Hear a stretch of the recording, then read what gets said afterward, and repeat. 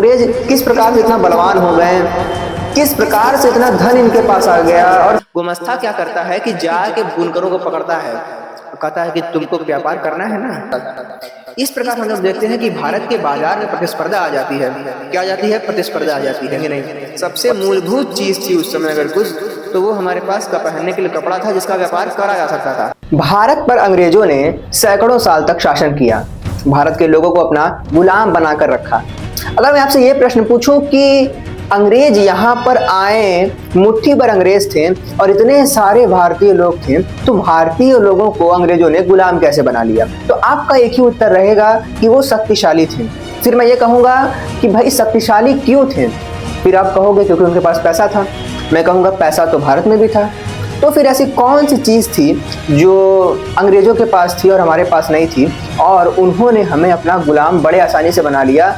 मुट्ठी भर अंग्रेज आए और पूरे भारत पर सैकड़ों साल तक शासन किया। ये जो प्रश्न है, इस प्रश्न का उत्तर देने वाला है आज का चैप्टर, जिसका नाम है औद्योगिकीकरण का युग।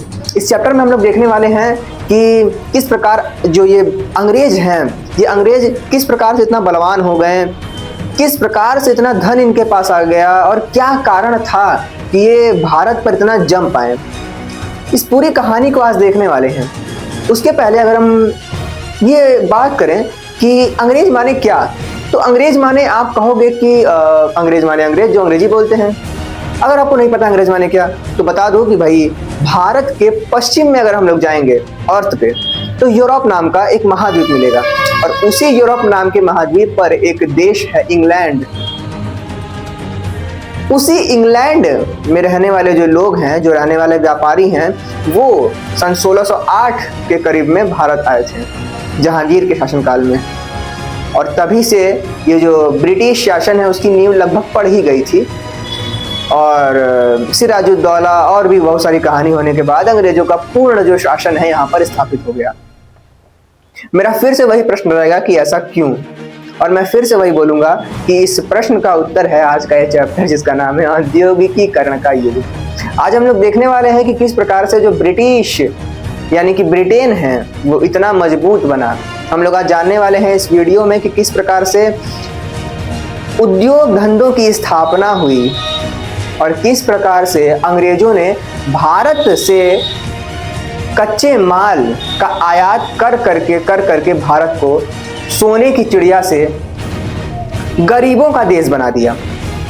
आज की इस वीडियो में हम लोग इसी कहानी को देखने वाले हैं। भारत की कहानी भी देखेंगे, इंग्लैंड की कहानी भी देखेंगे, और देखेंगे कि क्या समय था, क्या कहानी थी, क्या इतिहास था। तो चलिए शुरू करते हैं आज के इस वीडियो को। इस वीडियो का नाम है, जिस चैप्टर का नाम है औद्योगिकीकरण का युग। चलिए शुरू करते हैं। तो भाई अगर हम लोग बात करते हैं औद्योगिकीकरण की, तो औद्योगिकीकरण का मतलब ही होता है उद्योग धंधों के स्थापित होने से। मतलब कि औद्योगिकीकरण कहीं भी अगर आपको दिख जाए, करण करण शब्द है ना, जैसे केमिस्ट्री में हम लोग पढ़ते हैं हैलोजनीकरण, विहाइड्रोजनीकरण, बहुत सारे करण देखते हैं। निजीकरण अर्थशास्त्र में हमने देखा था, भूमंडलीकरण देखा था। तो करण का मतलब एक तरीके से होने से है ना, करने से, करने या होने से है। मैंने यहाँ पर क्या बोला? औद्योगिकीकरण। तो औद्योगिकी और करण मतलब कि उद्योग के होने से, और उद्योग के होने को ही औद्योगिकरण कहते हैं। तो उद्योग होता क्या है भाई? उद्योग वही होता है जो आपको नहीं पता है। उद्योग का अर्थ उस समय के हिसाब से देखा जाए तो भाई उद्योग धंधों के स्थापित होने को ही उस समय औद्योगिकरण कहा गया। मतलब कि कंपनीज वगैरह लगी, उसको उन्होंने औद्योगिकीकरण कहा।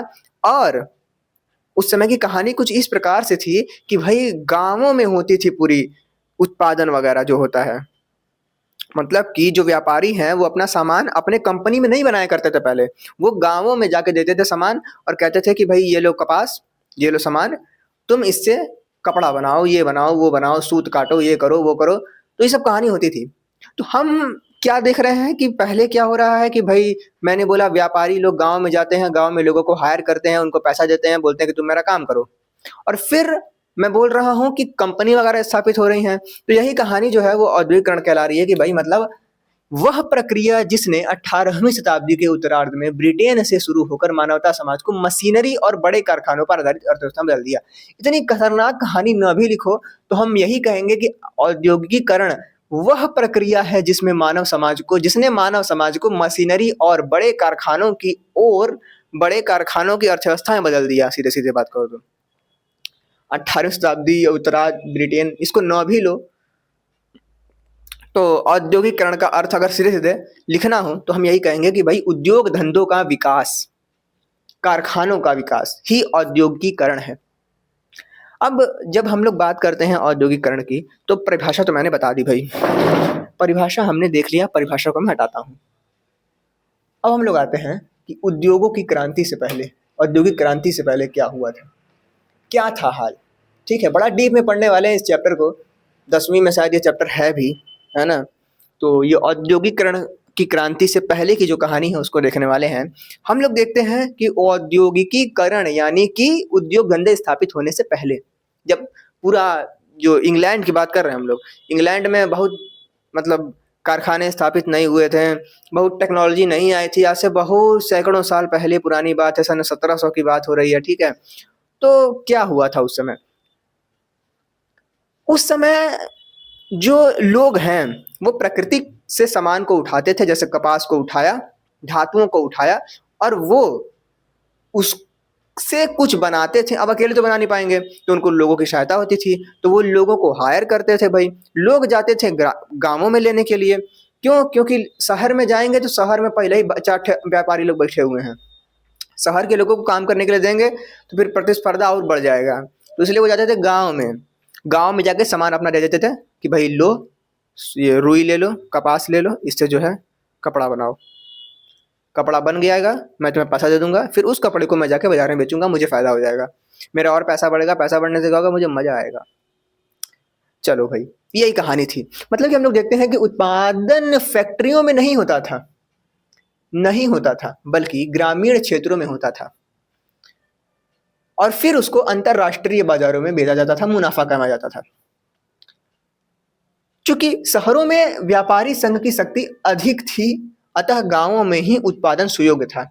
गांव शहर के बीच निर्भरता बढ़ रही थी, मतलब कि शहर में कौन रहता था? व्यापारी लोग रहते थे। तो शहर में कौन है? व्यापारी हैं। वो कहाँ जाके रहेंगे? गाँवों में रहेंगे। रहेंगे मतलब कि अपना सामान जाके देंगे कि लो भाई तुम सामान हमारा बनाओ, तुमको पैसा दूंगा। तो वो निर्भर है गाँवों के ऊपर। अब गाँव वाले किसके ऊपर निर्भर है? गाँव वाले कह रहे हैं शहर से कोई आए, हमको काम दे, मुझे पैसा मिले, और शहर वाले कह रहे हैं कि भाई हमारा सामान बेचना है, उसको हम उस सामान को बनाने के लिए लोग चाहिए, तो वो जाते थे फिर गांवों में। तो इस प्रकार से गांव और शहर आपस में मिले हुए थे।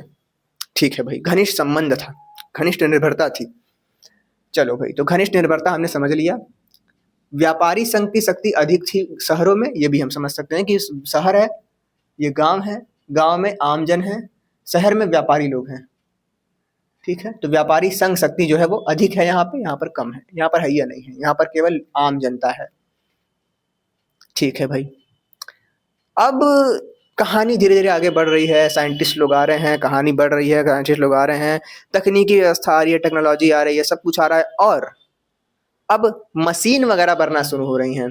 अब मशीन बनना शुरू हो रहा है तो कहानी कुछ इस प्रकार से हो रही है कि अब जो व्यापारी गांवों में जाके कहते थे कि भाई तुम जो है ये हमारा सामान लो, सामान बनाओ, वो कहते हैं अब कि गांव वालों तुम यहाँ पर हमारी कंपनी में आओ, ये कंपनी शहर में भी हो सकती है या फिर गांव में लगवा दूंगा, उस कंपनी में एक जगह पर आके काम करो।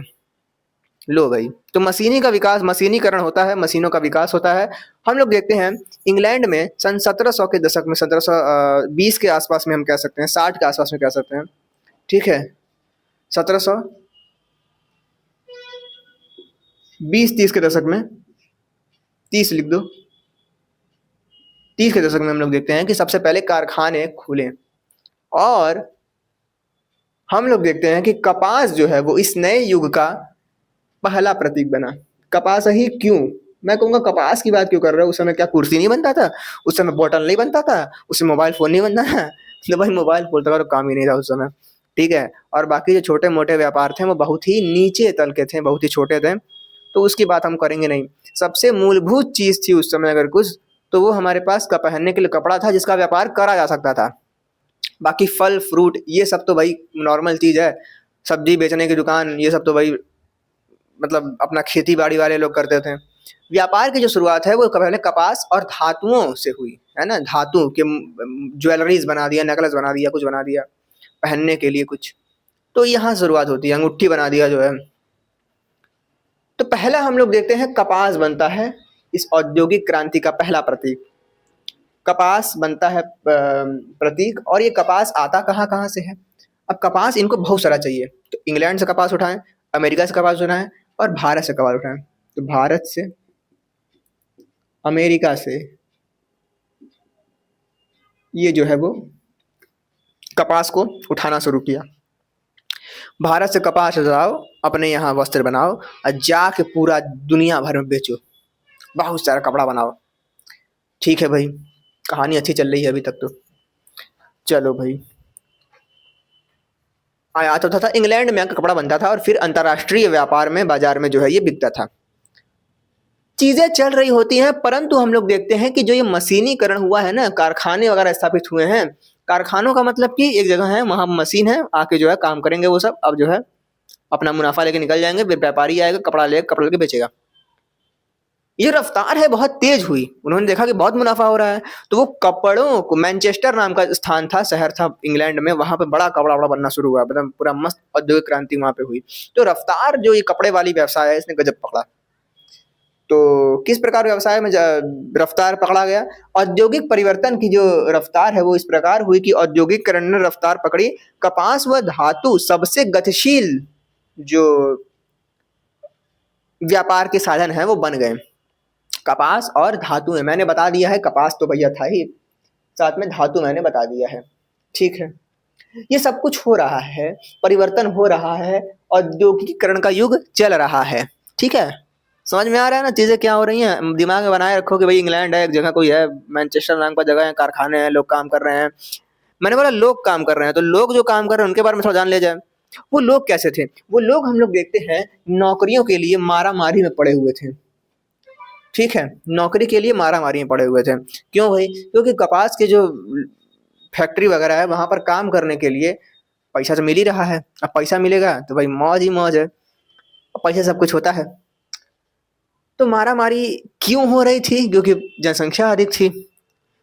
जनसंख्या होने के कारण अब एक स्थान पे तो कुछ ही लोग काम करेंगे ना, पूरी दुनिया तो काम करेगी नहीं वहां पे, इसलिए कुछ ही सीमित लोगों का चयन होता था। जैसे यूपीएससी एग्जाम ले लो, है ना, तो मारा मारी वही यूपीएससी एग्जाम की तरह है।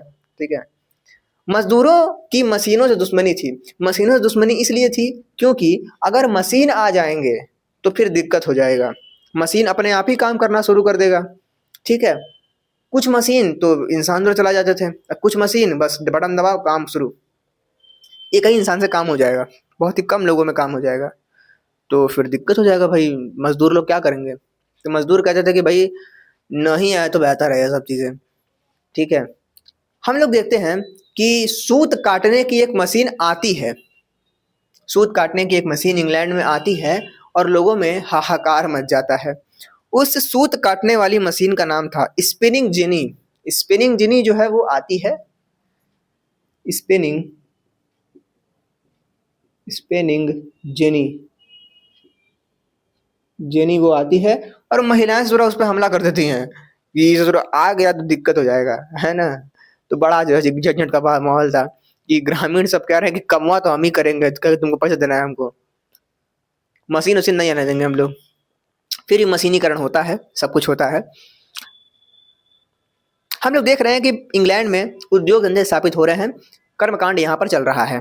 परंतु अगर मैं बात करूं कि इंग्लैंड में तो जो हो रहा है, इस औद्योगिकीकरण का जो प्रभाव है वो अन्य देशों पर कैसा पड़ रहा है, यानी कि इंग्लैंड के जो उपनिवेश हैं उन पर कैसा पड़ रहा है। इंग्लैंड के उपनिवेश मतलब कि इंग्लैंड ने जिन देशों को अपना एक तरीके से गुलाम बना रखा है उस पर क्या असर पड़ रहा है। आइए देखते हैं उस कहानी को कि उपनिवेशों में औद्योगिकीकरण का क्या हो रहा है।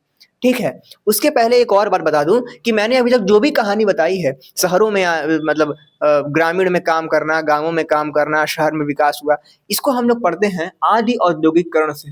आदि औद्योगिकरण नाम के इस टॉपिक में, आदि आदि ऐसे लिखाएगा, आदि। औद्योगिकीकरण, औद्योगिकीकरण, ठीक है। हम लोग देखते हैं कि मशीनों मतलब उपनिवेशों में मशीन वगैरह जाना शुरू होते हैं और कर्मकांड शुरू होता है। इंग्लैंड की कहानी हम देख चुके हैं, उपनिवेश पर हम लोग बढ़ रहे हैं। क्या हो रहा है उपनिवेशों में? मशीनी युग से पहले अंतरराष्ट्रीय बाजार में भारत के सूती व रेशमी उत्पादों का दबदबा था। कहना ये चाह रहा है कि जो हमारा भारत है वहां पर सूती और रेशमी वस्त्रों का गजब दबदबा था। जो लोग थे वो अंतरराष्ट्रीय स्तर पर जाते थे, अपने जो सामान है उसको बेचा करते थे। कौन लोग जाते थे? भारत के व्यापारी जाते थे। परंतु परंतु परंतु फिर आते हैं अंग्रेज भारत में और देखते हैं सुर इतना कमा रहा है ही।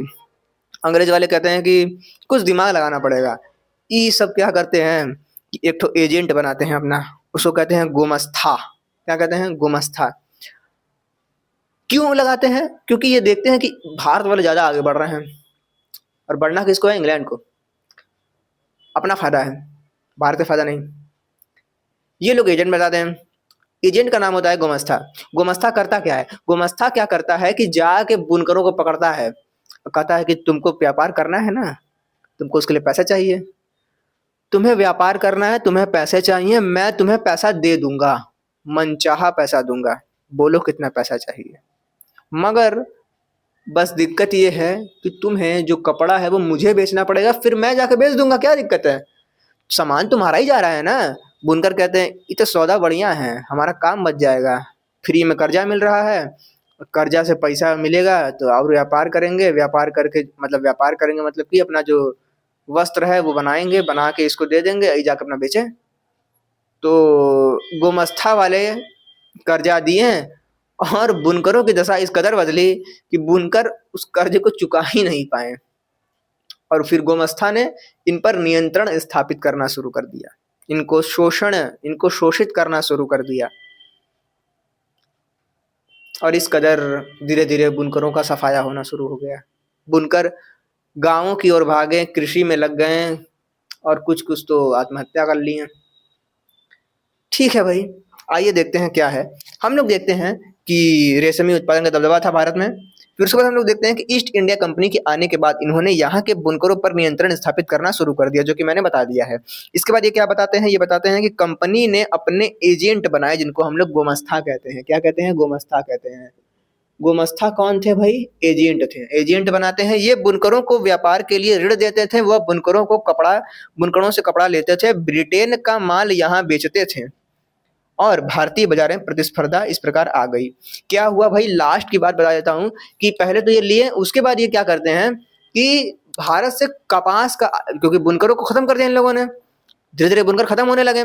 अब बुनकर खत्म होने लगे तो इन्होंने कहा कि अब तुम मुझे कच्चा माल दो, यानी कि अच्छा, हमने बचपन से पढ़ते आ रहे हैं कि भारत कच्चे माल का निर्यातक रहा है, देने वाला रहा है। वो यही कहानी है कि कपास का निर्यात करता था भारत बहुत मात्रा में। कपड़े वगैरह बनाने के लिए कपास यहाँ से जाता था लंदन, मैनचेस्टर, वहाँ पे बनता था कपड़ा, वहाँ बनता था कपड़ा।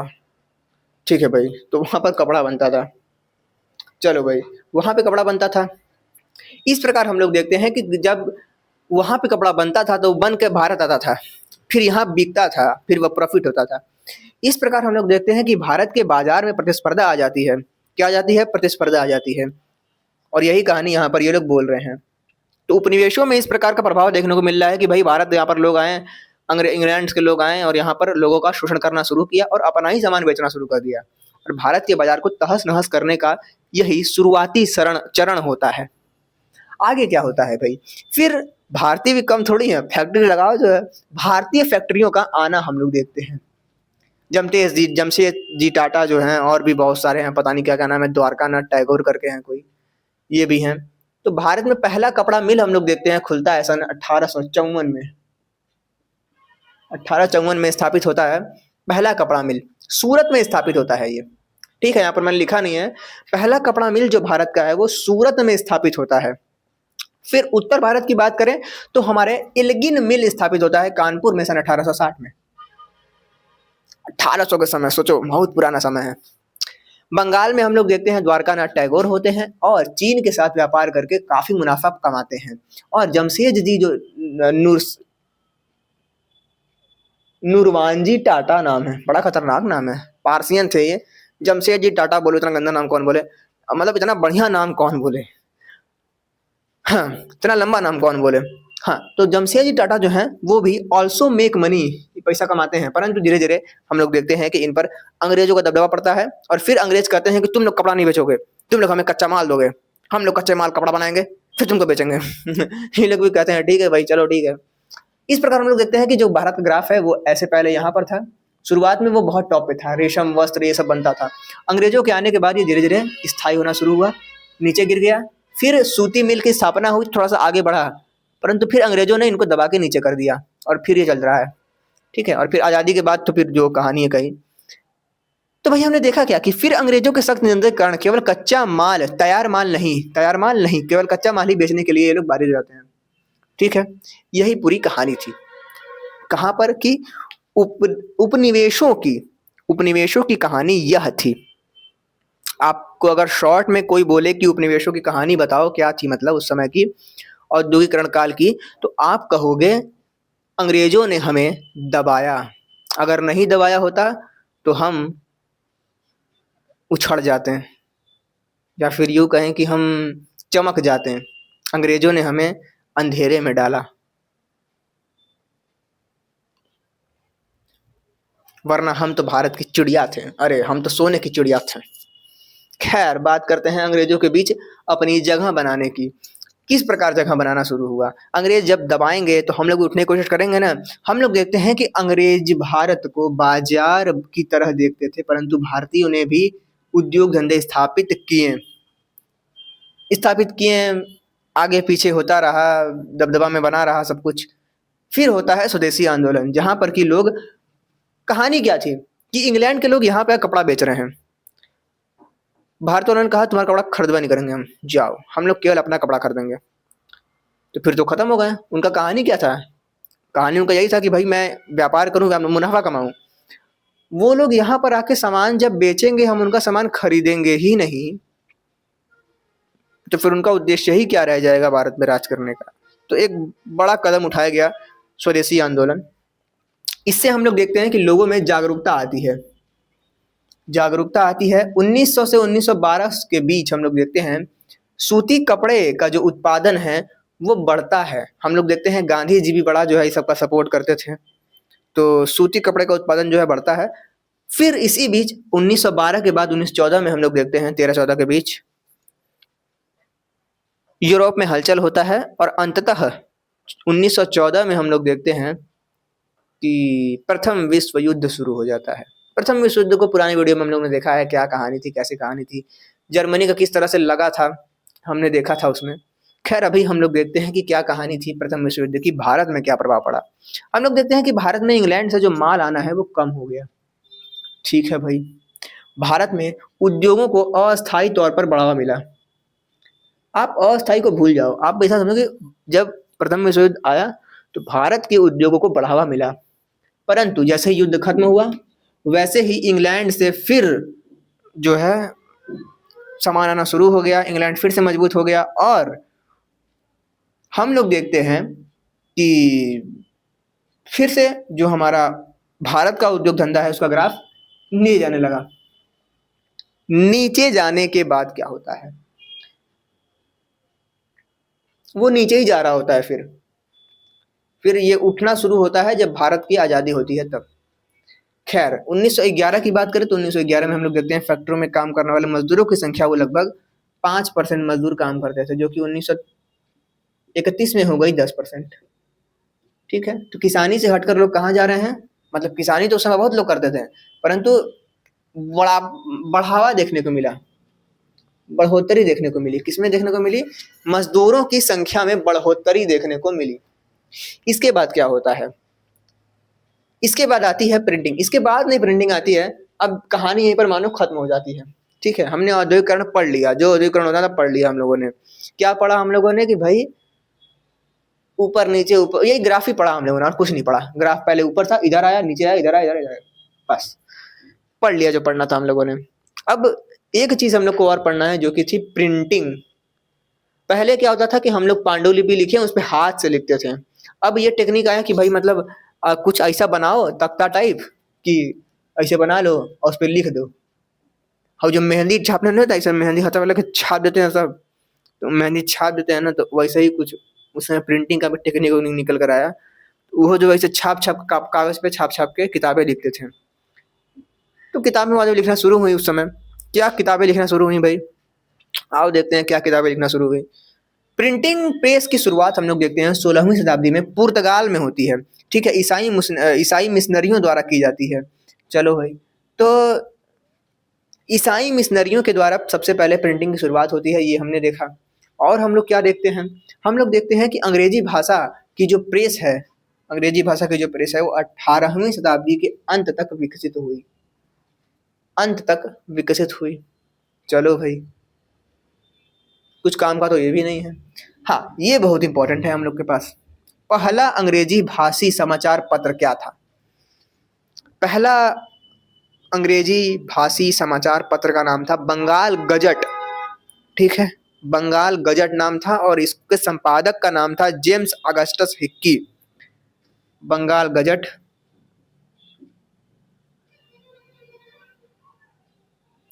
James Augustus Hickey.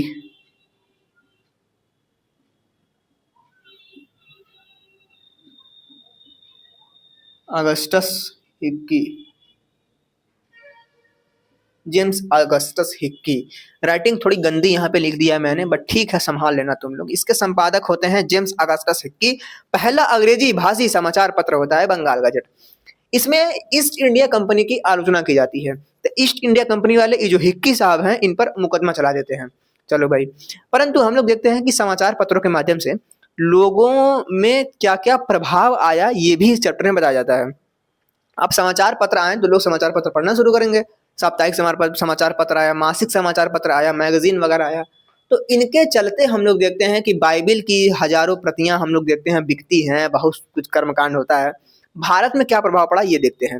भारत में धीरे धीरे लोगों का पढ़ने में एक पाठक वर्ग उदित हो गया, लोगों के पढ़ने में रुचि आई, है ना।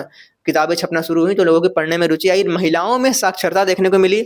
उसके अलावा क्या हुआ, जब समाचार पत्र छप रहे हैं, लोग पढ़ रहे हैं, तो ये जो ब्रिटिश जो अंग्रेज हैं, ईस्ट इंडिया कंपनी है, इसके आलोचना में भी उस समाचार पत्रों में शब्द लिखे गए हैं। और इसका प्रभाव ये देखने को मिला कि ईस्ट इंडिया कंपनी के जो ब्रिटिश थे हमारे पास, वो गुस्सा हो गए, पकड़ के जो है सबको मारना पीटना शुरू किए और एक एक्ट ला दिया, वर्नाक्यूलर प्रेस अधिनियम सन 1878। तो ये अधिनियम वगैरह इन लोग ला दिए। अब फिर जो है कर्मकांड हुआ। अधिनियम लाने के बाद ही हम लोग देखते हैं कि हमारा चैप्टर खत्म हो जाता है। ठीक है, आओ देखते हैं यहाँ पर क्या लिखा है हम लोगों ने। चलो भाई, यहाँ पर मैंने क्या लिखा है कि महिलाओं में भी शिक्षा का उदय होता है। ज्योतिबा फुले एक गुलामगिरी नाम की पुस्तक लिखती हैं, गिरी नाम का पुस्तक लिखती हैं। ठीक है, अच्छा, यहाँ पर एक कहानी और है कि अंग्रेजी भाषा की प्रेस 18वीं शताब्दी के अंत तक विकसित नहीं हुई थी रे। ओहो हो, विकसित नहीं हुई थी, ये कहानी थी। ये चीज याद रखना है, विकसित हुई नहीं थी 18वीं शताब्दी के अंत तक, मतलब कि सन 1799 तक अंग्रेजी भाषा की कोई प्रेस विकसित नहीं हुई थी। ये कहानी है, थोड़ा सुधार लेना प्लीज, सॉरी। ठीक है, चलो भाई, तो शिक्षा का उदय होता है, गुलामगिरी सन 1871 में आती है, जाति व्यवस्था की वर्णन, जाति व्यवस्था के प्रति जो अन्याय है उसका वर्णन किया जाता है। 1857 का विद्रोह होता है। उसके बाद हम लोग देखते हैं कि भारतीय भाषी समाचार पत्रों द्वारा ब्रिटिश की आलोचना करने पर वर्नाक्यूलर प्रेस एक्ट लाया जाता है। वर्नाक्यूलर प्रेस एक्ट लाया जाता है, प्रेस एक्ट लाया जाता है सन 1878 में। ठीक है, तो ये कहानी है, इसको हम लोग ध्यान रखना है। यही थी हमारी आज की कहानी। और औद्योगिकरण का युग था, ब्रिटिश आए, खूब जो है यहाँ पे नोचा खबोड़ा किए, सब जो है बहुत झंझट था। इतिहास की इसी कहानी को हम लोग औद्योगिकीकरण का युग कहते हैं। इसी चैप्टर शुरू हुआ था और इसी शब्द से चैप्टर खत्म होता है। हमने इस चैप्टर में देखा किस प्रकार से अंग्रेजों ने अपने उद्योग का विकास किया, कैसे क्या किया, क्यों किया, कब किया, कैसे किया, क्या क्या प्रतिबंध लगाए। मिलते हैं नेक्स्ट वीडियो में।